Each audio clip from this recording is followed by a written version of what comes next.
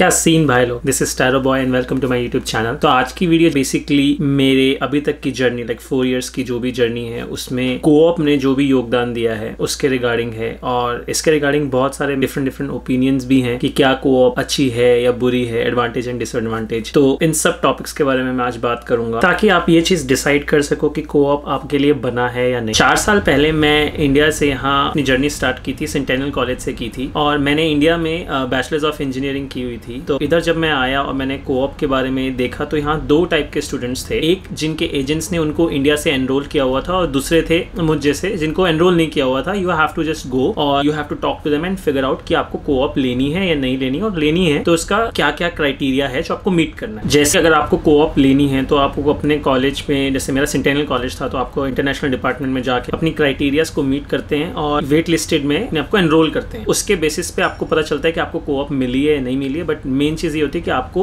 एक डेडलाइन से पहले या तो अपने अगर आपको कोऑप नहीं लेनी है तो विड्रॉ कर लो, और अगर लेनी है तो अपने आपको उस टाइम के अंडर अप्लाई कर दो, अपनी एप्लीकेशन को डाल दो, so that you will get to know कि आपकी कोऑप में आप एनरोल हो चुके हो या नहीं। अगर आपको कोऑप में एनरोल करना होता है तो दूसरे स्टूडेंट्स की तरह आपको कुछ फीस होती है, लाइक मेरे टाइम पे $670 या $700 के आसपास कुछ फी वो आपको इंटरनेशनल डिपार्टमेंट में सबमिट करनी होती है। आप स्टूडेंट होते हो, आपको सारी फीस खुद से अरेंज करनी है एकदम से, कि आप $700 वो पे कर सकते हो नहीं कर सकते। So many things going in your mind. तो मेरे दिमाग में भी यही चीज चल रही थी। मैंने आसपास अपने फ्रेंड जोन में या अपने सीनियर से कंसल्ट किया कि मैं कोऑप लूं या नहीं लूं। तो सबने मेरे को इनिशियली एक ही चीज बोली कि कोऑप लेने का कोई फायदा नहीं है, राइट, इससे कुछ नहीं होता, इतनी कम प्लेसमेंट होती है। तो मैं बहुत ही ज्यादा कंफ्यूजन में था। बट मेरे रूममेट जो ब्रदर की तरह थे, उन्होंने मेरे को सजेस्ट किया कि you have to put something in investment. तो मैंने एज ए इन्वेस्टमेंट वो पैसे डाले। तो इनिशियली एनरोल करने के बाद उन्होंने मेरे को बोला कि एवरीथिंग इज ओके, आपका हो गया है ना, आप वेट करो, आपको पता चल जाएगा आपका स्केड्यूल क्या है क्या नहीं है। कुछ टाइम बाद मेरे को पता चला कि मेरे आसपास के जितने भी फ्रेंड थे जिन्होंने भी अप्लाई किया था उनका हो गया, मैं और 1-2 और स्टूडेंट्स थे, हमारा नहीं हुआ। और मैंने उनसे पूछा कि व्हाट्स द रीजन, मैं एनरोल क्यों नहीं हुआ। क्योंकि मेरे को उस वक्त दिमाग में सिर्फ ये चीज आई कि मैंने इतना करेज किया, मैंने पैसे कहीं से इकट्ठा किए and I paid my fees. अब सडनली दे आर सेइंग कि मैं एनरोल नहीं कर सकता। पहले उन्होंने मेरे को रीजन दिया कि आपकी उतने क्राइटेरिया मीट नहीं करते। मैंने अपना रिजल्ट खोल के देखा, everything was above what they want. और दूसरा, फिर मैं जब उनके पास वापस गया तो उन्होंने मेरे को बोला कि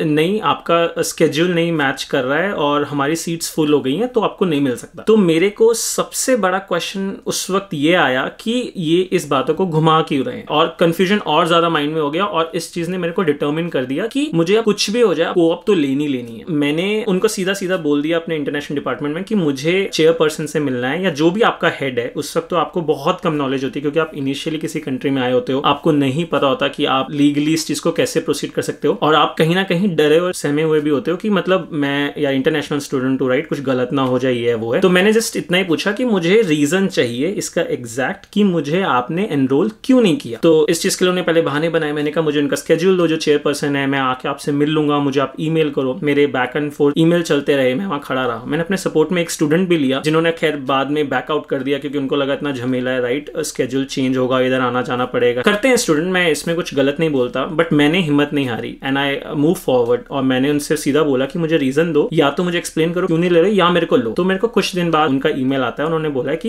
you are successfully enrolled in your co-op programme. मेरी सबसे पहली अचीवमेंट वही थी कि मतलब मैंने अपने आप को उधर एनरोल कर लिया। अब नेक्स्ट सिचुएशन जो मेरे सामने आई वो ये थी कि अच्छा एनरोल तो कर लिया, अब आगे क्या करना है, राइट। रिस्क तो ले लिया था, मुझे ये भी था कि इसमें कितनी प्लेसमेंट होती है, कैसा होगा कैसा नहीं। उस सबसे बड़ी चीज जो मेरे सामने थी वो थी उनकी इंग्लिश की क्राइटेरिया। इंग्लिश का कोई सब्जेक्ट होता है 171, आपको मीट करना होता है, और उसमें आप इंडिया से चाहे जितने मर्जी महारथी हो आप इंग्लिश में, है ना, आपको उनके उस क्राइटेरिया को मीट करना ही करना, चाहे आपके आईएलटीएस में 9 बैंड भी क्यों ना हो। वो भी एक चैलेंज था। वही चीज मेरे साथ हुई, मैंने वो सब करा के अपना सारा काम डन किया। जैसे मैं साइंस स्ट्रीम में था, उसमें पेड कोऑप भी होती है और अनपेड कोऑप भी होती है। तो कंपनीज जो होती है वो लिस्टेड 4 या 5 कंपनीज ही आते हैं आपके पोर्टल पे। बहुत बड़ा रिस्क होता है कि आप उन 4 या 5 कंपनीज में मीट करते हो कि नहीं करते हो। बहुत रेयर चांसेस होता है कि आपको पेड कोऑप मिलती है। आई कैन प्राउडली से कि मैं अपने बैच का फर्स्ट स्टूडेंट था जिसकी पेड कोऑप लगी। मुझे एक्चुअली कॉलेज में ही केमिस्ट्री लैब में मेरी पेड कोऑप लग गई, जिसने मुझे 4 मंथ्स का बफर दे दिया कि मैं अपनी नेक्स्ट सेमेस्टर की फीस कंटिन्यू कर सकूं। बट वो स्टूडेंट्स जिनको नहीं लगती है, it's not a big deal कि आप हताश हो जाओ या आपको नहीं पता मैं नेक्स्ट स्टेप क्या करूंगा। हाँ, थोड़ा सा हार्ड वर्क होता है, आपको 40 आवर्स वो अनपेड कोऑप करने के बाद अपना टाइम डिफरेंट जॉब्स में निकालना पड़ता है एज अ पार्ट टाइम, जो कि आप फुल टाइम कर सकते हो क्योंकि आप 4 मंथ्स के लिए एलिजिबल होते हो कि आप फुल टाइम काम कर सकते हो। तो आप फीस अपनी वैसे भी जनरेट कर सकते हो। उसके बाद आपके पास जो सबसे बड़ा स्ट्रेस आता है, जो मुझ पे भी आया था, कि आपकी जब वो कोऑप फिनिश होती है तो क्या आप उस ड्यूरेशन में, लाइक जब तक आपको फीस सबमिट करनी होती है नेक्स्ट सेमेस्टर की, क्या आपके पास उतने पैसे हैं, आप सबमिट कर सकते हो। नहीं है तो आपके पास दो ऑप्शंस होते हैं, या तो आप किसी भी लाइक पेड या अनपेड को-ऑप करके वापस 4 मंथ्स का बफर ले लो, या आप 4 मंथ्स का, अगर आप लकी हो तो आपको समर ब्रेक आ जाता है। But drop is not an option, क्योंकि उससे आपकी फाइल पे भी इंपैक्ट पड़ता है कि आपने क्वेश्चन पूछ सकते हैं कि आपने क्यों ड्रॉप लिया था, what are the reasons. But मेरे केस में जो मेरे पास प्लान था वो ये था कि मैं 4 मंथ्स के 2 को-ऑप टर्म्स ले लूं, ताकि मैं रिमेनिंग जो 2 सेमेस्टर्स हैं एंड वाले, उनकी फीस कंप्लीट कर सकूं, सारा कुछ इकट्ठा करके पे ऑफ कर सकूं। मेरे साथ क्या हुआ कि मेरा जैसे फर्स्ट टर्म खत्म होने वाला था को-ऑप का, तो उन्होंने एक्सटेंशन मुझे दिया नहीं, और मेरे पास टाइम बहुत कम था ये डिसीजन बनाने को कि मैं नेक्स्ट को-ऑप टर्म लूं या मैं सेमेस्टर कंटिन्यू करूं। अगर मैं सेमेस्टर कंटिन्यू करता हूं तो मेरे पास फीस नहीं हो पाएगी। सो मुझ जैसे लोग भी अगर इसी फेज में से गुजर रहे हैं, या आगे कभी आपको ऐसी चीज मिलती है, तो बेस्ट ऑप्शन ये होता है कि जहां पार्ट टाइम जॉब करते हो, आप अपने एम्प्लॉयर को पूछ सकते हो, अगर आपकी को-ऑप जॉब डिस्क्रिप्शन में आप जहां पार्ट टाइम करते हो, अगर तो वो आपको फुल टाइम अपॉर्चुनिटी दे देते हैं, या वो लिख के दे देते हैं कि आप को-ऑप वहां कंटिन्यू कर सकते हो। ऑल्दो हमें पता है कि ये फुल टाइम जॉब है, आप अपनी फील्ड रिलेटेड काम नहीं कर रहे हो, it will just give you a good buffer कि आप अपनी रिमेनिंग सेमेस्टर की फीस कंप्लीट कर दो। So this is what happened with me. तो मैं जैसे ही जा रहा था, तो मेरा डेडलाइन भी बहुत पास में था, मुझे अपने एम्प्लॉयर को कॉल करना था, बट मैंने अपने टाइम फिनिश होने से पहले, लाइक महीना 1.5 महीना पहले से ही मैंने करीबन 100-200 मैंने ईमेल्स डाली डिफरेंट कंपनीज को। उनमें से लकीली एक कंपनी का कॉल आया, मेरे पास सिर्फ एक अपॉर्चुनिटी थी कि मैं उस इंटरव्यू को क्लियर करूं। उनके पास वो फुल टाइम क्यूए की जॉब थी, और उन्होंने जस्ट छोड़ी थी, तो उनके पास कोई पोजीशन नहीं थी, उन्होंने जस्ट क्रिएट कर दी थी जस्ट बिकॉज कि मेरा उनको रिज्यूमे दिखा, और उन्होंने मेरे को इंडीड के थ्रू कॉल किया। मैंने वहां जाके अपना बेस्ट शॉट दिया, I made to that company, और मैंने वहां फिर full time 4 months as a QA काम किया। तो जो भी स्टूडेंट है, यू शुडंट फील लाइक कि आपके पास टाइम खत्म हो गया, आपके पास ऑप्शंस नहीं है। अपना फर्स्ट टर्म खत्म होने से पहले आप इतने श्योर हो जाओ कि मैंने करीबन 100-200 कंपनीज में अप्लाई किया हुआ है, और मेरे को कहीं ना कहीं से एक अपॉर्चुनिटी भी अगर मिलती है, I will grab it. Luckily 4 months का मेरे को उसके बाद समर ब्रेक मिल गया, जिसमें आप वापस फुल टाइम काम कर सकते हो। तो मेरे पास ऑलमोस्ट 1 ईयर हो गया मेरे लास्ट के 2 सेमेस्टर की फीस इकट्ठा करने को, which is very helpful for me. You know, आप हार्डवर्क करते हो, आप कुछ भी करते हो, तो आपके साथ रास्ते वैसे वैसे बनते चले जाते हैं। अगर आप किसी भी कंपनी में को-ऑप करते हो, तो इसका मतलब ये नहीं है कि आप फ्री हो, आप ठीक है, आप कभी चले गए, आपने फुल टाइम काम किया, आपके ऊपर पूरी रिस्पॉन्सिबिलिटी होती है। आप ऐसे नहीं कि मैं को-ऑप हूं ये बोल के आप साइड हो जाओ। सबसे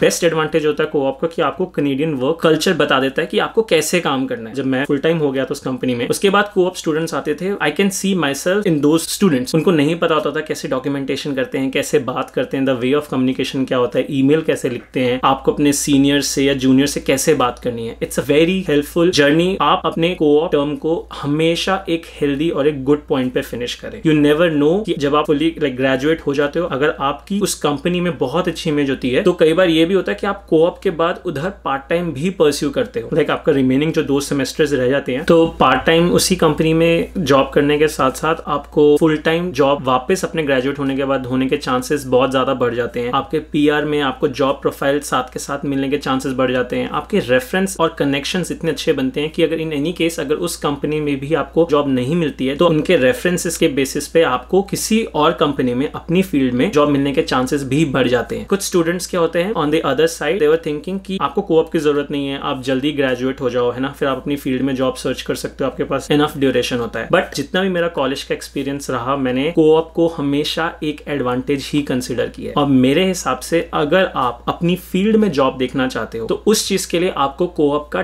डेफिनेटली एडवांटेज लेना चाहिए। कुछ लोग जो को-ऑप नहीं लेते हैं, वो भी बहुत ज्यादा सक्सेस कर जाते हैं, उनको पता है आगे जॉब कैसे लेनी कैसे नहीं लेनी है। बट को-ऑप कुछ चीजों में बहुत हेल्प करती है, जैसे आपको एक बफर मिल जाता है आपकी फीस अरेंज करने का, जो कि इंटरनेशनल स्टूडेंट का मोस्टली कंसर्न होता है। दूसरा, आपको कैनेडियन कल्चर में वर्क एक एक्सपीरियंस का एक मौका दे देता है। अगर आप इंडिया से भी वर्क करके आए हो, आपको इंडस्ट्री वर्क एक्सपीरियंस है, बट मस्ट है कि आप कैनेडियन कल्चर का एक्सपीरियंस भी ले लो। तीसरा, जो सबसे इंपॉर्टेंट होता है, आपके सॉफ्ट स्किल को इंप्रूव कर देता है। यू हैव अ कॉन्फिडेंस, आपको पता है आपको कैसे बात करनी है, आपका कम्युनिकेशन कैसा होता है कैसा नहीं होता, वो सिखा देता है। चौथा, कनेक्शंस। सो आप अगर को-ऑप ऑप्ट करते हो, तो आपकी लाइफ कनेक्शंस बनते हैं। अगर आप काम पे लोगों के आपके साथ कनेक्शन बनते हैं, whether you are doing part time job, whether you are doing security, any job, this is basically providing you a networking which is very important in Canada. कुछ लोग हैं जिनके मन में डाउट होते हैं, मिसकंसेप्शंस होते हैं रिगार्डिंग को-ऑप। मेरे एक्सपीरियंस के थ्रू शायद आपको पता चले कि को-ऑप एडवांटेज साइड पे कैसे काम कर सकता है। सो गाइस, आज के लिए इतना ही रखते हैं। अगर आपने मेरे यूट्यूब चैनल को सब्सक्राइब नहीं किया है, तो प्लीज सब्सक्राइब करो और बेल आइकन को जरूर प्रेस करना for my video notification. You will see me soon in another video. तब तक के लिए हॉक स्वेल लिव, नमस्ते।